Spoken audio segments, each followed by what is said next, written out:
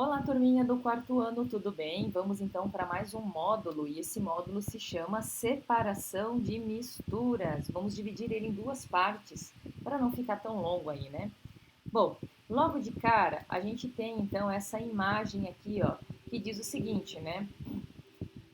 Vocês sabiam que a maior parte do sal consumido no Brasil vem das salinas, né, do Rio Grande do Norte? Aí uma das meninas, né, fala assim: quer dizer que esta montanha é feita de sal? E o menino responde, né, ou faz outra pergunta aqui: e de onde vem todo este sal? Né? Então a gente está vendo aqui uma salina, tá? Né? Então é uma ilustração aí. Vamos então agora, né? Perguntas como essas vão ser respondidas aí então ao longo deste módulo, né? Dando continuidade, nós vamos ver aqui, ó, as técnicas de separação de mistura, porque justamente isso, para a produção do sal, a gente precisa utilizar uma técnica, né, de separação. Então nós já estudamos algumas misturas criadas aí, né, pelos seres humanos, mas na natureza em sua maioria, os componentes do ambiente já estão na forma de misturas, que muitas vezes precisam ser então separadas. Então, na natureza, a gente já encontra as misturas, e aí, para nós podermos utilizarmos, a gente tem que separar os componentes, né? Isso acontece não só em nosso dia a dia, mas também na indústria. Uma mineradora pode querer apenas determinado mineral, né, de uma rocha, então será necessário fazer aí uma separação. Outro exemplo, o gás de cozinha, né, a gasolina e a querosene são produtos que foram separados aí do petróleo, retirado do solo. E aí, olha só, né? E há muitos outros exemplos, tá? As misturas podem ser separadas por meio de variados métodos, que é o que nós vamos ver ao longo deste módulo. Alguns deles, né, são a evaporação, que é o que apareceu na primeira imagem, né, das salinas. Aí nós vamos ter a catação, a peneiração, a filtração e a separação magnética. E aí vem a perguntinha aqui, ó: será que eu consigo separar esta mistura usando um filtro de papel? Então, já adiantando, quando eu tenho o uso de um filtro, eu estou me referindo à filtração, a essa técnica, né? Mas vamos lá, começar a falar um pouquinho de cada uma delas e começando então pela evaporação. Né? Na abertura da aula, vimos uma imagem de grandes volumes de sal, né, lá nas salinas. Aqui já tem uma imagem menorzinha, tá? Se respondeu a questão proposta dizendo que a maior parte do sal de cozinha vem do mar, você acertou, né? Lá naquela primeira perguntinha, daquelas duas primeiras perguntinhas.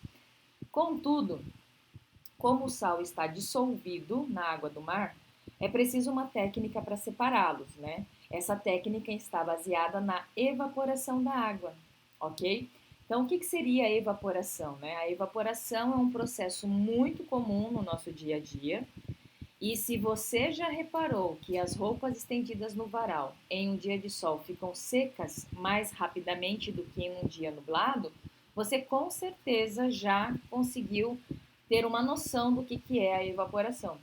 Então, isso acontece porque o calor acelera o processo de transformação, então, né, da água líquida que está nas roupas em vapor, que sobe para a atmosfera. Então, aquela roupa que está no varal molhada, ela tem as gotinhas de água ali nela. O sol vem e evapora essa água, né? Ou seja, a água evapora e a roupa fica seca. Para separar o sal d'água do mar, né, voltando agora lá para as salinas, a água é levada aí para depósitos abertos, que são chamados de tanques rasos. Olha lá, então a gente coloca a água ali, ó, no tanque raso. Sob a ação do sol e dos ventos, a água do mar ela evapora e o sal, então, né, é, e o sal se deposita no fundo, né, dos tanques, aí, ó, formando aqui, daí a gente consegue formar essas pilhas de sal. Depois esse sal passa por processos de limpeza, né, de purificação, trituração e é embalado então para ser comercializado. A região Nordeste, pessoal, é a que produz a maior parte do sal do Brasil que a gente utiliza, né, principalmente nas comidas, para temperar as comidas. Isto ocorre porque o litoral, né, dessa região apresenta o quê? Menor quantidade de chuva, então é uma característica, chove pouco durante o ano, né, quando comparado com o litoral do sudeste e do sul. A outra razão é a constante incidência dos ventos, ou seja, lá venta muito, e a temperatura também é mais elevada, né, na maior parte do ano. Então, são fatores que permitem acelerar a evaporação, né, da água do mar. Então, voltando para essa imagem, nós temos o quê? Que o sal é separado da água do mar em tanques rasos por meio da evaporação da água. E aí vão evaporar mais rápido por causa do sol, dos ventos e do calor, né? Então, isso que contribui aí. Vamos indo mais um pouco aqui, ó. Esse textozinho a gente já leu, olha lá. Em dias ou em locais muito úmidos, pode ser difícil retirar o sal do saleiro. Isso acontece porque o sal, né, de cozinha absorve a umidade do ar, empelota e acaba entupindo o saleiro. Por isso é comum as pessoas colocarem alguns grãos de arroz dentro do saleiro. Esses grãos absorvem um pouco da umidade, deixando o sal mais seco e solto. Olha lá uma imagem do que acontece, né? Se vocês forem, se na casa de vocês isso não tiver, tá? Não se preocupe. No dia que vocês forem num restaurante, deem uma olhada no saleiro para ver se tem grãozinhos de arroz ali dentro. É justamente para não deixar o sal, né, empelotar por causa da umidade. Tudo bem? Vamos para a nossa próxima técnica, que é a catação, né? Então, olha lá. A gente já viu que para cada tipo de mistura existe um método mais adequado de separação de seus componentes. A gente já comentou isso. E aí a catação é o segundo exemplo que a gente vai ver. Então, no exemplo, né, nessa técnica da catação, neste processo, os materiais são separados manualmente, né, por seu tamanho e composição. Então, quando a gente usa a mão para separar os componentes, como é o caso dessa imagem, materiais recicláveis, né, sendo separados manualmente em centros de reciclagem, ou pessoas separando as impurezas do grão de café, nós estamos usando a técnica, né, da catação, ok? E aí nós temos a outra técnica, né, a peneiração. É um processo que utiliza uma peneira. Olha esse objeto aqui, ou olha essa estrutura aqui, ó, que serve como uma peneira, né, para separar componentes de tamanhos diferentes. Então, se eu uso a mão, eu estou falando da catação. Se eu uso uma peneira, eu estou falando agora da técnica da peneiração. Essa técnica, então, ela é utilizada para peneirar farinha, né? O bolo fica mais leve e mais aerado. E essa técnica aqui é na compostagem, né? A peneiração é usada na compostagem, onde o composto, né, está sendo peneirado. Os componentes que tiverem um tamanho menor que a malha da peneira passarão e os que forem maiores ficarão então retidos, né? Então cairia aqui a terra com um pouquinho, né, de alguma coisinha e ficariam as folhas aqui em cima. É um exemplo. A quarta técnica é a filtração simples. É um processo em que um filtro, olha lá, esse papelzinho ou essa estrutura aqui de cor escura, é utilizado então para separar os componentes da mistura. Então, neste caso, os componentes se encontram em estados físicos diferentes.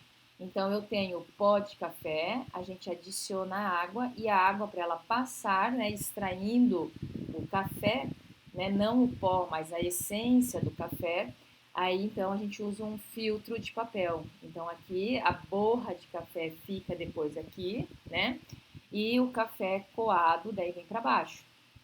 Né? Então, a água líquida e o pó de café sólido. Então, são dois componentes de estados físicos diferentes. Outro exemplo é o ar-condicionado, né? Aqui tem uma pessoa trocando, né? Fazendo a troca do filtro do ar-condicionado. As impurezas trazidas aí pelo jato de ar ficam retidas na tela. Então, aquele ar que ele puxa de fora, né? Para poder resfriar e jogar para dentro, né, a sujeira vai ficar contida aqui. Então, o ar é gasoso e as impurezas do ar são sólidas. E vamos então para a nossa última técnica, que é a separação magnética, né, que está relacionada com uma das coisas que a gente viu lá no começo do ano no magnetismo. A separação magnética, né, então, neste processo, utiliza-se um ímã para separar o quê? Um material magnético, como ferro, né, de outros materiais não magnéticos. Olha aqui, ó, separação magnética. Esse grande ímã é adicionado aí por eletricidade e é muito utilizado em depósitos de ferro, né, para reciclagem. Então, essa é uma técnica também utilizada. Nós vimos a evaporação, a catação, a peneiração, a filtração simples e a separação magnética, tá? Bom, pessoal, o que eu queria falar com vocês era isto e eu aguardo vocês então numa próxima oportunidade. Tchau, tchau!